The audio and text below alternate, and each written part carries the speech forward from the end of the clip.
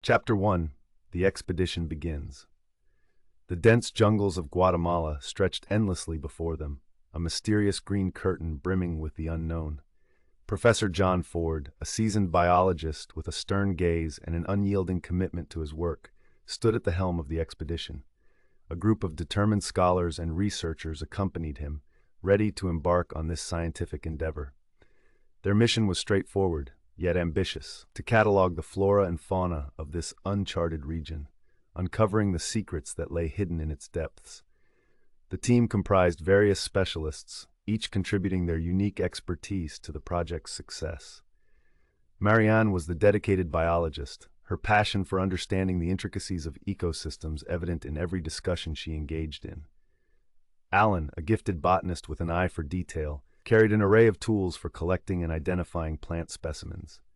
Owen, a rugged herpetologist who thrived on the thrill of exploring untouched territories, was ready to confront any challenge the jungle presented.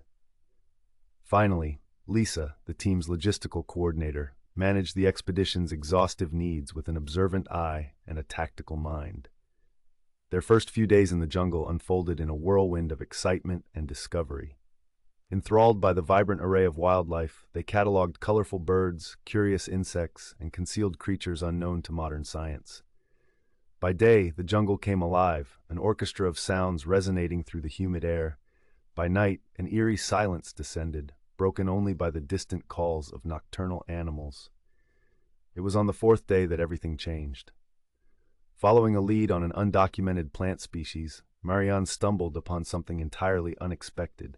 Hidden beneath layers of tangled vines and colossal trees loomed a metallic structure, its presence jarringly unnatural amidst the organic chaos surrounding it. Scorched and battered, the object appeared to be a spacecraft, a thought difficult for the team to grasp fully. Professor Ford's curiosity was piqued as he approached the craft with a careful determination. Calling the others over, they could not help but marvel at the evidence of life beyond Earth. A palpable tension filled the air as they stood, considering the implications of their find. Each member of the team had different reactions, ranging from exhilaration to apprehension. Lisa quickly suggested that they notify the authorities, adhering to protocol and alerting those who could handle a discovery of this magnitude. Marianne, though initially enthusiastic, grew increasingly concerned. What if this discovery brought with it unimaginable dangers? Nightfall drew near, and the team set up camp a safe distance from the enigmatic craft. Their minds, spinning with possibilities, refused to embrace the peace of sleep. The jungle's rhythmic heartbeat echoed in the distance, providing an unsettling backdrop to their restless thoughts. Though exhausted from their day's endeavors, a collective sense of trepidation lingered, interwoven with questions that seemed to defy logical explanation. As the chill of night settled in and the team drifted into uneasy slumber, the challenges of their journey had only just begun. Little did they know, their path had irrevocably changed, setting them on a collision course with forces beyond their comprehension. Marianne's disappearance was but the first unsettling event in a series of escalating horrors that would test their resolve and redefine their understanding of what it meant to survive. Chapter 2. The Unforgiving Night. The clock's hands silently ticked onward, marking the hours until 3 a.m. when an ear-splitting scream cleaved through the jungle's shroud of darkness. In an instant, the team was wrenched awake, hearts pounding with the adrenaline of unfiltered terror. The scream belonged to Marianne, emphasis on the past tense, because when the group congregated outside, she was nowhere to be found. A trail of blood traced a path from her tent into the depths of the jungle, glistening sinisterly under the moonlight. The air hung heavy with the coppery tang of fear. Professor Ford, shock rendering him momentarily speechless, realized the gravity of their situation. They were no longer mere explorers cataloging biodiversity. They were now embroiled in a life-and-death struggle against a nameless threat. Owen, the first to break the stunned silence, insisted they follow the trail at once. Time felt as if it stretched and returned on itself, blurring perceptions as they moved through the oppressive darkness lit only by torches they carried. Shadows danced unsettlingly along their path, shadows alive with the echoes of the jungle's unknown inhabitants. As they cautiously advanced, Alan's voice, trembling with denial, offered a hollow suggestion that Marianne might have fallen victim to a wild animal. Yet beneath his rational demeanor lay the same gnawing fear infecting them all, the fear stemming from the alien spacecraft's ominous presence. Marianne's scream felt too human, her disappearance too sudden to be the work of any natural predator. Finally, as dawn broke and the jungle began to lighten, the team reached the end of the blood trail. What they found made their hearts drop into a deep abyss of horror. Marianne's body, lifeless and mutilated, hung from the branches of a towering ceiba tree. Her lifeless eyes stared unseeing into the distance, casting a haunting shadow over the team's already frayed morale. The gruesome sight was more than any of them could comprehend. Their minds, struggling to form coherent thoughts amidst the terror, began to spin stories of what could have done this. Professor Ford, clinging to the semblance of rationality he could muster, urged the team to return to camp. The immediate priority was to ensure their own safety and regroup before deciding their next course of action. The return to camp was fraught with silence as heavy as the humid air, each member lost in their own spiraling thoughts. Fear, previously an abstract concept mapped only onto their scientific adventure, had taken corporeal form, gripping them with icy fingers. As they sat around the feeble campfire, the team was silent, too shocked and frightened to discuss what they had seen. It was Lisa who finally spoke, her voice a quiet but firm reminder of the protocols they had in place for emergencies. They needed to report the death and request assistance as soon as possible. However, their attempts to establish contact with the outside world were met with dead air and static, a chilling reminder of their isolation. Reality set in as the team confronted the truth that they were stranded. Whatever was responsible for Marianne's death, a terrestrial force, or the possible occupants of the alien craft, was still out there. With trust eroding faster than the morning mist, suspicions sprouted amidst the fear. It was here, on the precipice of despair, that Professor Ford recognized his duty, not only as a leader, but as a protector of these people who had entrusted him with their safety. He resolved that he would do whatever it took to safeguard his team and bring them back home, knowing their ordeal was just beginning. Chapter 3: Rifts in the Canopy. The jungle, once a thriving tapestry of biodiversity awash with life, now seemed sinister, its lush greenery masking hidden threats. The team resumed its mission with a somber dedication to Marianne's memory, but was all too aware of the dangers lurking under its vibrant surface. Professor Ford, ever pragmatic, divided the group into pairs to minimize individual vulnerability, each pair tasked with gathering information and supplies while remaining within sight of each other. Despite their best efforts to adhere to these guidelines, tension permeated every interaction. The recent tragedy had left them fractured, trust a privilege relinquished to the surrounding shadows. While cataloging plant species, Alan's keen eyes caught sight of a peculiar pattern of broken branches. Drawing Ford's attention, they surmised that something, or someone, was moving through the jungle with intent and leaving telltale signs. Lisa, fraught with the weight of her responsibility, concentrated on maintaining camp stability. Her logistical mind attempted to ensure that every team member was accounted for, even as her instincts screamed that their very surroundings were under siege.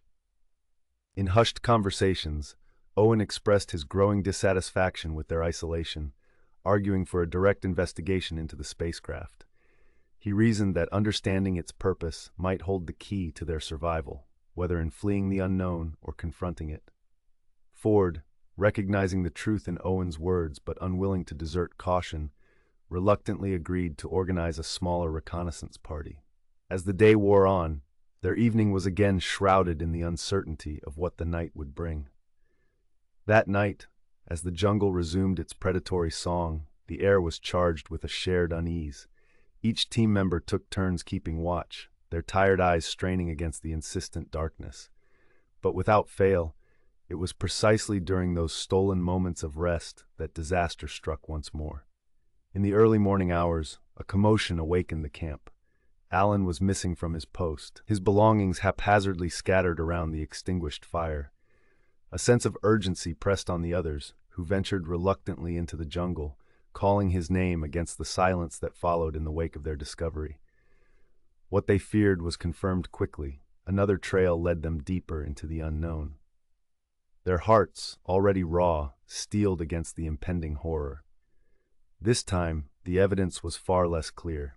The trail led to a crevice in the earth, surrounded by swaying vegetation, suggesting an internal network beneath the forest floor. For a moment, hope flickered in their hearts. Perhaps Alan's disappearance was not final, merely an entrapment within this unfamiliar land. Determined to exhaust all measures before accepting the worst, the team decided to delve within, carrying a shred of their earlier resolve. As they descended into the gloom, the oppressive darkness deepened, spurred on by the collective weight of dread and the flickering hope that they might find Alan alive. The air within the cavern was cool and damp, carrying the earthy scent of ancient soil untouched by time. Every footstep echoed mysteriously, a reminder of their vulnerable situation. Shadows danced along the walls, seemingly alive, as their flashlights cast uneasy beams through the Stygian black. Venturing deeper, they found themselves in a network of tunnels that spidered out in every direction, like the labyrinthine roots of a colossal tree. The passageways seemed impossibly old, worn smooth by water that long ago carved its way through the rock. It felt as though they walked not just beneath the jungle, but beneath time itself. Suddenly, a flicker in the periphery, a wayward glint, drew their collective gaze to a distant wall. Illuminated by a stray beam of light lay an unfamiliar symbol carved meticulously into the stone. It bore no resemblance to anything within their realm of knowledge. Was it a message, a warning, or a cipher of alien origin? Unease trickled through their defenses with every possibility they pondered. As they proceeded cautiously, the tunnel split into multiple passageways. The choice of direction filled them with trepidation, as each could lead to salvation or doom. Ford, recognizing the need for a systematic approach in uncertain circumstances, made the decision to continue downward, hoping logic would guide them. After what felt like forever within the subterranean maze, an unmistakable sound, a human groan, broke the silence. Hastening toward it, their hearts pounding with renewed hope, they found Alan, weakened and disoriented, propped against the earthen wall. Relief mingled with urgency as they rushed to his aid, noting his pallor and the frightened cast to his eyes. "Alan, are you all right?" Lisa whispered, her voice barely masking her anxiety. "I don't know," Alan stammered, his voice a rasp. I felt something in the darkness, cold, watching me." Mindful of time slipping through their fingers, the team quickly assessed his condition. Though marked by fatigue and the unmistakable signs of shock, he appeared otherwise unhurt, a small mercy in the oppressive darkness. As they helped Alan to his feet, Professor Ford noted their dwindling flashlight batteries, a concerning oversight that underscored the urgency of returning to the surface. The journey back was fraught with the now familiar unease of their surroundings, but their spirits buoyed by retrieving one of their own. Upon reaching the jungle once more, the sunlight was blinding in its intensity, a comforting contrast to the subterranean shadows. Despite their physical and psychological strain, they were resolved in their renewed desperation to unravel the mystery behind the alien craft and its connection, if any, to the jungle's treacherous events. Chapter 4: Invisible Ties. Encased in the relentless swelter of the jungle, Ford's team regrouped to process their recent ordeal. The warmth of the day felt altered, as though the jungle itself sensed the strange dance between exploration and survival upon which they tread. Ford took Alan aside, knowing Frank's testimony could provide insights pivotal to their understanding of the cryptic situation before them. Seated at the edge of camp, Alan recounted the experience, the cold emptiness, the sense of being watched, the sightings in the shadows. "Something is here, Professor," Alan said, the weight of his realization hanging heavy in the air. "Something far older than we thought."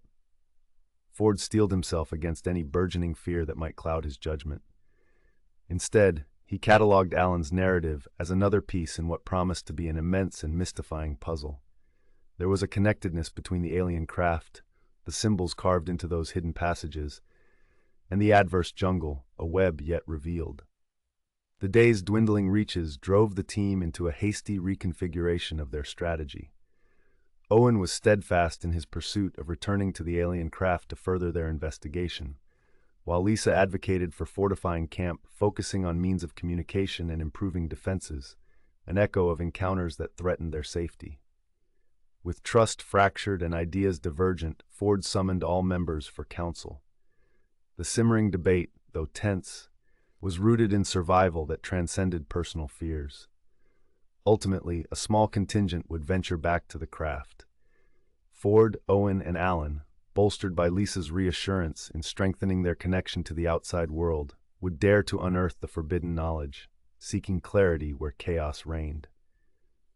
Now bolstered with a sense of purpose despite knowing the inherent risks, the team bid temporary farewell at the heart of camp, committing to regroup by evening.